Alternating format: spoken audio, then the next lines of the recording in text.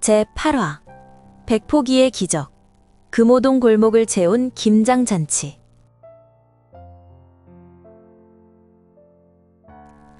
여러분, 안녕하십니까? 2026년 새해의 밝은 기운이 여러분의 가정에 가득하시길 빕니다.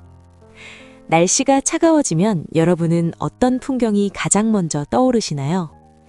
요즘은 마트나 쇼핑몰에서 언제든 김치를 사 먹을 수 있고 절임 배추를 주문해 식구수에 맞춰 단출하게 담그는 시대가 되었습니다. 하지만 여러분, 기억하시나요? 예전 우리 어머니들은 한 집에서 배추 100포기씩 담그던 그 어마어마한 풍경을요.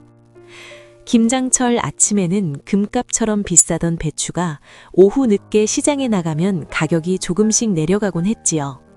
장사를 마치고 들어가시려는 아저씨께서 "자, 떨이요!" 외치며 덤으로 몇 포기를 더 얹어주시던 그 정겨운 풍경.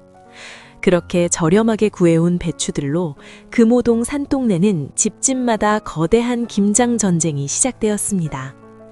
하지만 그 전쟁은 결코 혼자 치르는 외로운 싸움이 아니었지요. 아주머니들이 품앗이로 모여 깔깔대며 김치를 버무리던 날, 그 좁은 집안은 세상에서 가장 따뜻하고 시끌벅적한 잔칫집이 되었습니다. 오늘은 그 매콤하고도 달콤했던 김장날의 추억 속으로 여러분을 초대합니다. 이야기 시작 전 내 인생 드라마 구독과 좋아요로 이 따뜻한 여정에 함께해 주세요.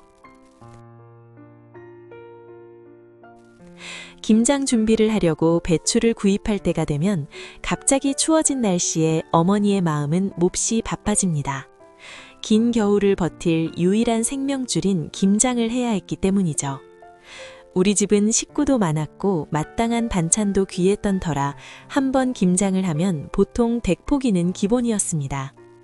배추 포기가 작으면 그 숫자는 더 늘어나곤 했지요. 용달차가 동네 어귀에 도착하면 누가 먼저랄 것도 없이 이웃들이 모여 배추를 집까지 서로 옮겨주었습니다. 리어카조차 올라오기 힘든 가파른 골목이었지만 서로의 배추 뭉치를 나르는 손길에는 정이 가득했습니다. 그렇게 배추가 마당에 쌓이고 나면 이제 고단한 밤샘 작업이 시작됩니다. 커다란 고무대야마다 배추가 가득 담기고 어머니는 소금을 한 웅큼씩 집어 배추 갈피마다 정성껏 뿌리셨지요. 어린 마음에 엄마가 힘드실까봐 옆에서 돕겠다고 나서던 기억이 납니다. 하지만 돕는다는 것이 마음뿐이라 소금통을 쏟아버리기도 하고 배추를 쌓다가 와르르 무너뜨려 흙이 묻기도 했지요. 어머니는 "추우니까 얼른 들어가라고 말씀하셨지만 저는 그 차가운 마당에서 엄마 곁을 지키고 싶어 끝까지 자리를 떠나지 않았습니다. 밤새 배추가 절여지는 동안 어머니는 뜬 눈으로 밤을 지새우며 배추의 숨을 살피셨습니다. 새벽녘, 찬물에 손이 꽁꽁 얼어 터질 듯 시려도 그 산더미 같은 배추를 하나하나 씻어내고 물기를 빼던 어머니의 뒷모습. 이제 비로소 본격적인 잔치의 준비가 끝납니다. 배추물이 빠질 때음쯤이면 약속이라도 한 듯 동네 아주머니들이 하나둘 우리 집으로 모여듭니다. "형님, 나 왔어. 아이고, 배추 잘 절여졌네." 좁은 마당과 거실은 금세 빨간 앞치마를 두른 아주머니들로 가득 찼습니다. 가파른 산동네에서 집집마다 돌아가며 김장을 돕는 품앗이는 부족한 시절 우리가 서로를 지탱하던 가장 따뜻한 약속이었습니다. 누구는 무채를 썰고 누구는 멸치 젓갈 냄새 진동하는 양념을 버무립니다. 좁은 집이 사람으로 꽉 차서 발 디딜 틈도 없었지만 그 시끌벅적한 수다 소리에 추위도 고단함도 눈 녹듯 사라졌습니다. 김장날의 백미는 역시 갓 버무린 김치 속을 노란 배추 잎사귀에 싸서 서로의 입에 넣어주는 순간입니다. 아주머니들이 손가락 끝에 김치 속을 얹어 "자, 맛 좀 봐" 하며 건네주던 그 쌈 한 입. 맵싸한 고춧가루 향과 달큰한 배추의 단맛이 어우러진 그 맛은 세상 그 어떤 산의 진미보다 훌륭했습니다. 아주머니들의 손길이 한번 지나갈 때마다 하얗던 배추 속은 어느새 먹음직스러운 붉은 빛으로 물들어갔습니다. 이 김치 100포기가 큰 항아리 속으로 차곡차곡 쌓이면 어머니의 얼굴엔 비로소 안도의 미소가 번졌습니다. 그것은 단순히 음식을 장만하는 일이 아니라 이웃과 함께 긴 겨울을 이겨내겠다는 든든한 의지였습니다. 김장이 끝나갈 무렵 어머니는 커다란 들통에 물을 올리셨습니다. 이웃 아주머니들과 나누어 먹을 수제비를 끓이기 위해서였죠. 뜨끈한 국물에 갓 담근 김치를 올려 먹고 나면 어머니는 특별한 후식을 준비하셨습니다.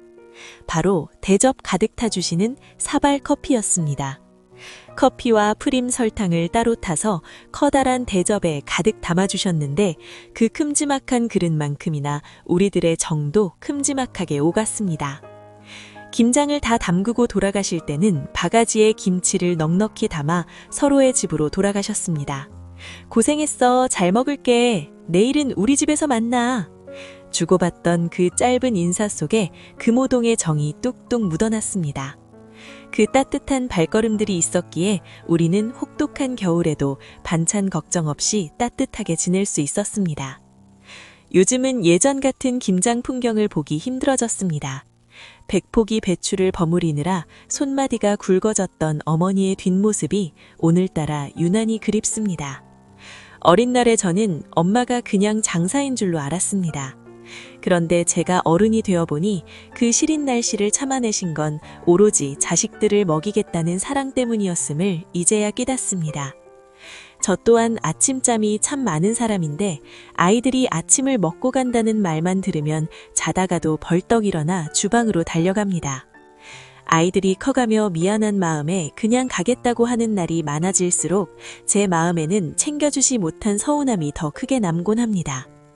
숨가쁘게 달려온 하루하루 끝에서 문득 돌아보니 어머니의 옛 모습 속에 지금 제 모습이 겹쳐 보입니다. 여러분, 이제 2026년 새해가 밝았습니다. 100세라고들 하지만 우리는 여전히 우리가 나아갈 길을 다 알지 못합니다. 하지만 추억할 과거가 있기에 현재가 소중하고 또 내일의 미래를 꿈꾸게 되는 것 같습니다. 지난 시간 우리를 지탱해준 그 뜨거운 기억들이 새해에도 여러분을 살아가게 하는 희망이 되길 바랍니다. 주변의 소중한 사람들과 따뜻한 말 한마디 나누는 것만으로도 충분히 풍성한 마음의 김장이 될 수 있을 것입니다. 100포기의 추억을 댓글로 나눠주세요.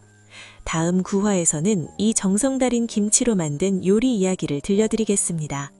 새해 복 많이 받으시고 후회 없는 하루하루가 되시길 바랍니다. 감사합니다.